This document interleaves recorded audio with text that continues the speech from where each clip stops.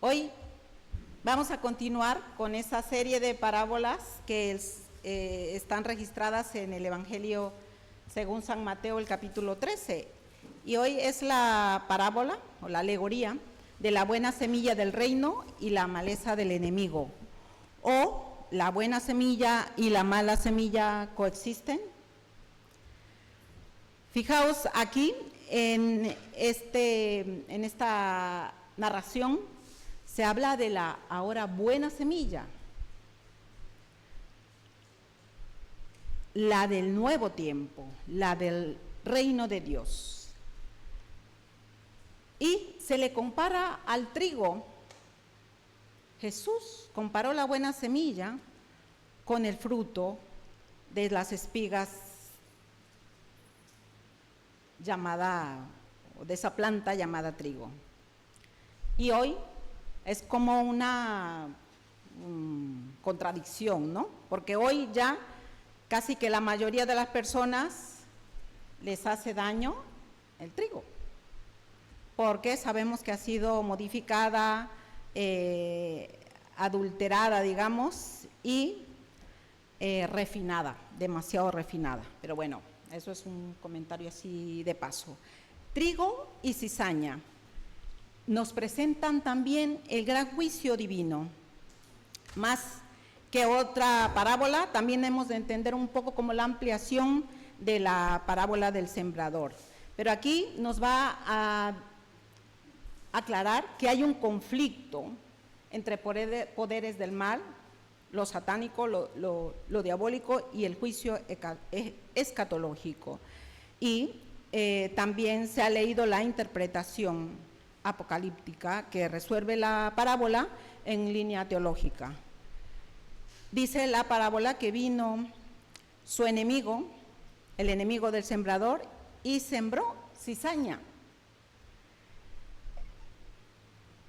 Aquí, en esta narrativa ya de Mateo, que es una iglesia ya más elaborada, están elementos como que hay oposición entre los dos sembradores, ya decía yo. Jesús, el nuevo tiempo, nuestro Señor Jesucristo, y el enemigo, es decir, la iglesia, como se interpreta, y el mundo. El mundo como un campo mixto de trigo y cizaña, con esa imposibilidad de discernir en esta tierra ahora mismo cuál es el trigo y cuál es la cizaña. Pero con la certeza nos habla el Señor de que va a haber un día en que se identificarán perfectamente tanto una como la otra. Allí con figuras como ángeles, fuego y la salvación y la redención de los elegidos. Y nos llama esta parábola o alegoría a la paciencia, a la resistencia y a la resiliencia. Vinieron el verso 27, entonces los siervos del padre de familia y le dijeron: Señor, ¿no sembraste la buena semilla en tu campo? ¿De dónde pues tienes cizaña? Y el Señor, que lo sabía todo, les dijo: es que un enemigo ha hecho esto. ¿Quieres pues que vayamos y la arranquemos? ¿Cuándo hizo el enemigo esto? Fijaos que el dueño del campo sí se dio cuenta. Cuando sus trabajadores, sus siervos, dormían. Y ellos quisieron poner un remedio, ya que nos quedamos dormidos y no nos dimos cuenta de la maleza, del hierbajo que se plantó. ¿Quieres que vayamos y arranquemos esa cizaña? Dijo: no sea que también con ella arranquéis el trigo. Dejadlas crecer juntamente, lo uno y lo otro, hasta la siega. Y a ese tiempo yo diré a los segadores: recoged primero la cizaña y atadla en manojos para quemarla, pero recoger el trigo en mi granero. En esta nueva etapa, en la era del reino, inaugurado por Jesucristo, porque así se nos dice que es la semilla del reino, que es parábola otra del reino de Dios, sabemos que quien es Dios quien posee la buena semilla y la siembra en su campo, en la tierra, en los corazones, en el cosmos. Y ante el descuido de los que sembramos hoy, diríamos, el enemigo también siembra. Ese no duerme, ese aprovecha los descuidos, las debilidades. Y nosotros sabemos que, como ya dije antes, Dios sí que no duerme, como dice su palabra, Salmo 121, ese no duerme, por lo tanto nuestras vidas dice que no dará nuestro pie al resbaladero. Pero en este contexto se deja que crezca tanto la buena semilla trigo como el hierbajo, la maleza, lo que destruye, la cizaña. Dice la ciencia que no se puede,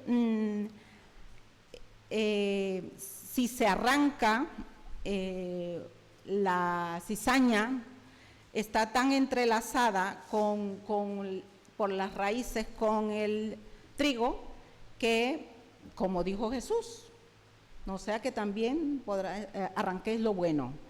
Entonces, científicamente está comprobado, que sabéis que las plantas también se buscan debajo de la tierra por sus raíces y se comunican. Es decir, que aunque la cizaña sea tóxica y para personas y animales, y en algunos casos se ha dicho que puede causar hasta la muerte, pues bueno, está ahí, se deja. ¿Qué podríamos nosotros hoy interpretar? Hay una cosa que hay que tener en cuenta. El enemigo no sembró la cizaña a plena luz del día, sino mientras los trabajadores dormían. Es decir, que los siervos, las siervas del Señor, tenemos que estar avispados, tenemos que estar nuestras mentes despiertas con la luz de ese nuevo tiempo, con la ética del reino, con la praxis que nos da el compromiso también de ser sembradores de la buena semilla. Porque ¿cómo se manifiesta la cizaña hoy? Nos adormece también. Tenemos el peligro también, ese reino del mar, que tiene sus estrategias muy sutiles. Hoy se habla de la deshumanización, de la idolatría del dinero, de la tecnificación, el control de nuestras mentes, la pérdida de libertad. Se nos dice, eres libre, pero en realidad los seres humanos, si analizamos bien en esta aldea global, parece que no lo somos. Nos condicionan por todos los medios a pensar de esta manera, a consumir esto. Y ahí está lo negativo, ahí está la cizaña. Porque, por ejemplo, en las redes sociales se habla de los algoritmos, ¿no? ¿Y qué promueven los algoritmos? Parece que se han potenciado a partir de 2022 con las guerras y desde el 2020 también con ese mal que nos azotó o que nos tuvo en vilo como mundo. Plataformas diseñadas para viralizar el odio, el miedo y la indignación, porque generan más ganancias que la paz.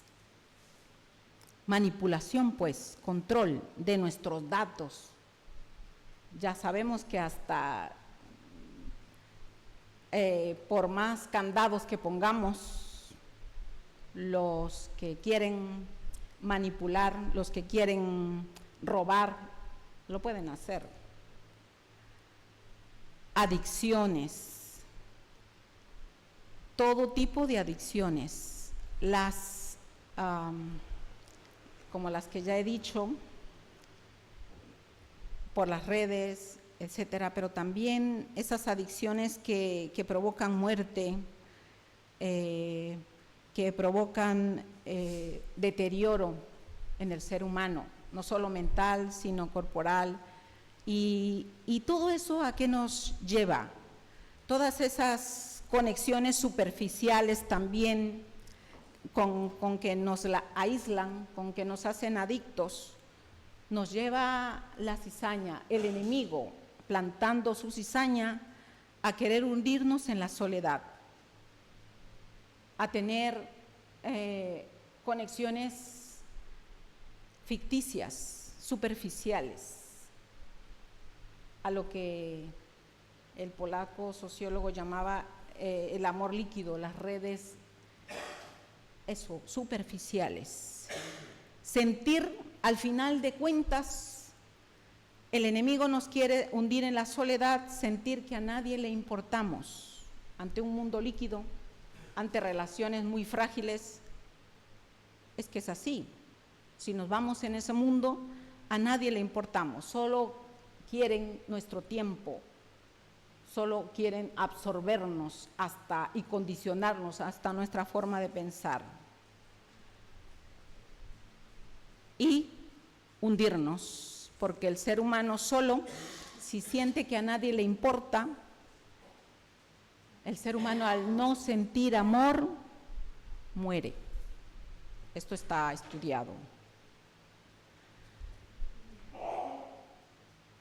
La cultura misma, pues, nos puede llevar a ese sinsentido de la vida. Y bueno, ya no me alargo porque aquí también incluye la depredación corporativa, la soberbia tecnológica de nuestro mundo, de nuestra ecología y el usar los recursos, como se dice, son recursos, que eso también ya nos remite a consumo, los prodigios, la provisión de Dios, no solo en nuestro planeta, sino en el universo mismo y en el cosmos. ¿Y por qué, hermanos? Hoy tenemos estos desafíos que no podemos ya decir. Hace décadas decíamos, los países tercermundistas padecen, sufren, y nosotros, los de primer mundo, pues como que vivimos mejor. Pero hoy tenemos muchos temas, muchas preocupaciones en común. Estamos conviviendo, digamos, con el mal y parece que crece. Así que no podemos arrancar la maleza. No, dijo el Señor, hasta la siega.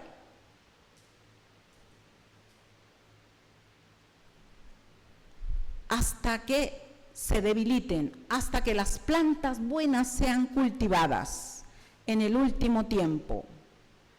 Y hermanos, esto nos enseña algo. Las plantas de trigo habrán de competir por nutrientes y luz para no morir ahogadas. Nosotros como cristianos somos llamados a combatir la buena batalla, como dijo el apóstol Pablo, el texto de 2 Timoteo 4:7. Al final, el siervo de Dios dijo, he peleado la buena batalla. Lo dijo, batalla, pero fue la buena, la mejor. He acabado la carrera, he guardado la fe. Qué grandioso poder expresar así cada día en nuestra vida, en cada lucha que tenemos y al final, sobre todo, de nuestras vidas. Porque tampoco estamos solos. No querramos engañarnos de que no tendremos luchas. Jesús mismo dijo, pidió al Padre en Juan 17:5, no te ruego que los quites del mundo, sino que los guardes del mal. Y así tenemos que estar ciertos, sabidos, avisados, o estamos. El Señor pide protección, pide guardar nuestra vida, pide fuerza para nosotros, porque así a Dios le ha placido que su reino avance en medio de las dificultades y que en medio también de nuestra vida el pecado nos va a pegar. Y un poquito más adelante voy a hablar del texto de Romanos. Y así pues, hermanos, hermanas, vamos a estar con esa promesa de Jesús. Tenemos aflicción en este mundo,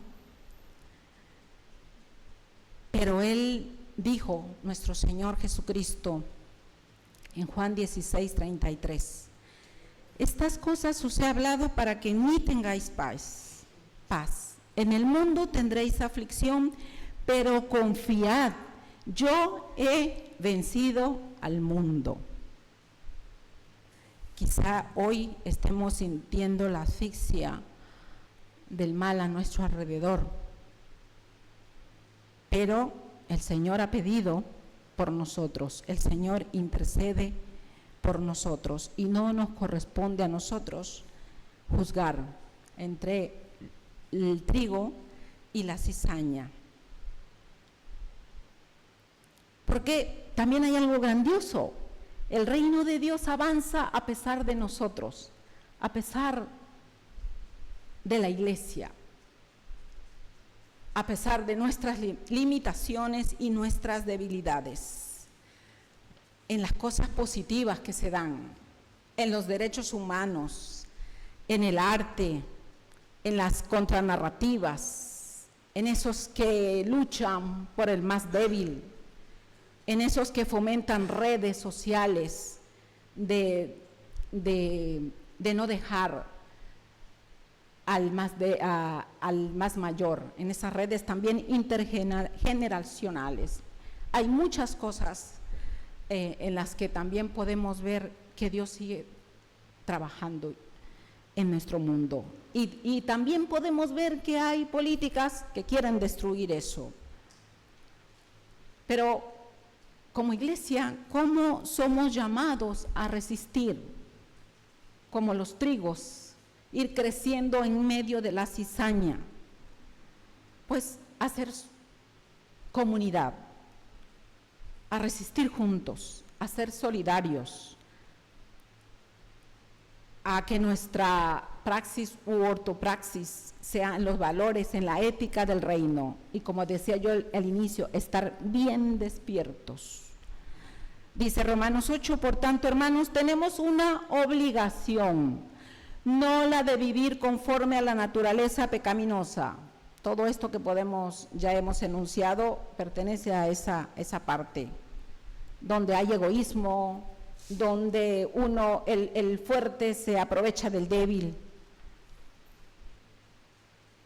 y más.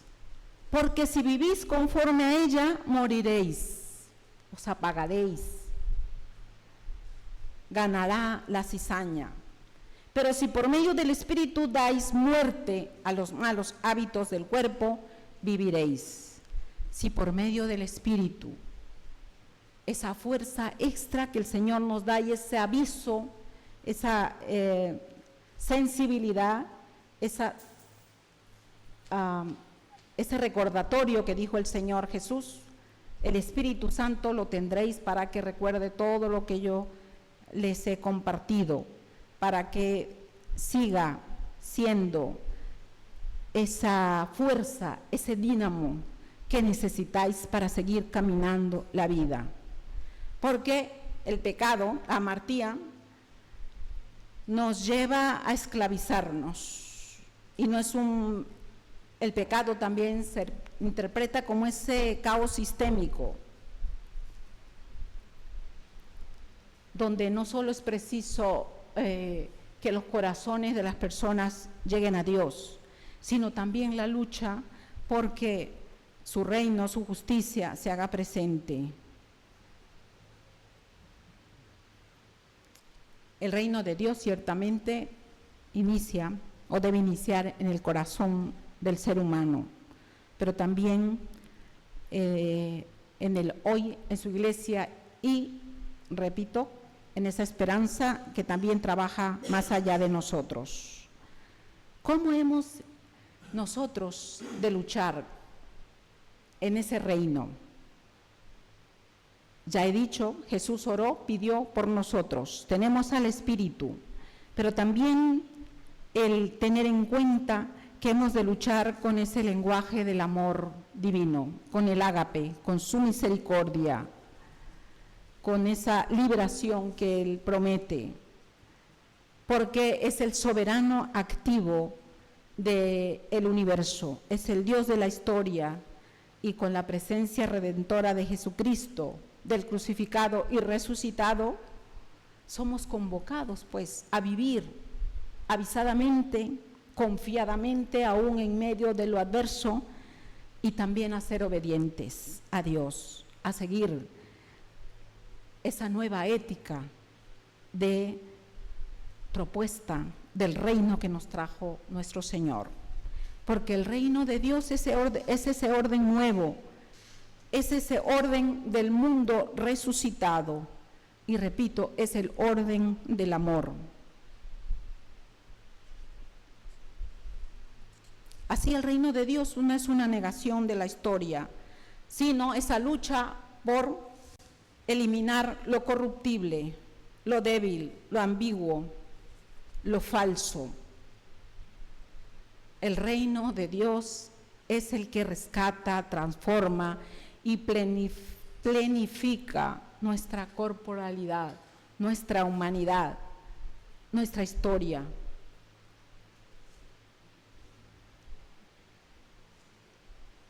Y hermanos, hermanas, hoy podemos decir, el reino no es un objeto, no es un terreno, sino es un llamado, una convocación, una presión divina que impulsa. Y debemos preguntarnos, ¿qué debo hacer? ¿Cómo debo hacerlo? ¿O cómo vamos a hacerlo como comunidad? Porque es una misión también. Anunciar, denunciar y también actuar. El reino, en obediencia, lo hemos de pedir. Hemos de pedir a Dios que como Iglesia de Cristo seamos esos agentes activos de su reino, esos siervos que esparzamos esa buena semilla que ha sido sembrada en nosotros, y también somos desafiados a velar por la causa del Señor. Por eso tenemos que repensar nuestro actuar hoy, nuestras propuestas como iglesia, difundirlas, porque el enemigo ya lo está haciendo, está por todos los medios difundiendo, sembrando la cizaña. No nos durmamos, hermanos, hermanas, y busquemos y vayamos a esos medios también de difusión, de siembra, porque el mundo es la tierra de siembra. Cuando la alegría se escapa, cuando el amor desaparece, cuando la incredulidad crece y crece, roguemos y actuemos. Roguemos que tu reino venga, Señor, y actuemos siendo siervos, siervas, útiles al Señor. Porque cuando hay enfermos y tristes, encarcelados y torturados, no solo roguemos que tu reino venga, sino también vayamos como Jesús, por los caminos, anunciando el Evangelio, la buena noticia. Y así rogamos a Dios que nuestra iglesia, a través de las oraciones, del reconocimiento a Dios y de nuestro actuar, estemos proclamando el reino de Dios, acercando ese reino de Dios a los corazones rotos, a los débiles, y que Dios use nuestras manos, nuestros ojos, nuestros pies, en ese ruego y en ese actuar de que tu reino venga pronto, Señor, que sea extinguido el mal y que reine tu reino en plenitud. Que Dios nos ayude en este desafío y que el reino de Dios sea presente y sea en ese como orden nuevo, ya esté rigiendo nuestras vidas. Amén.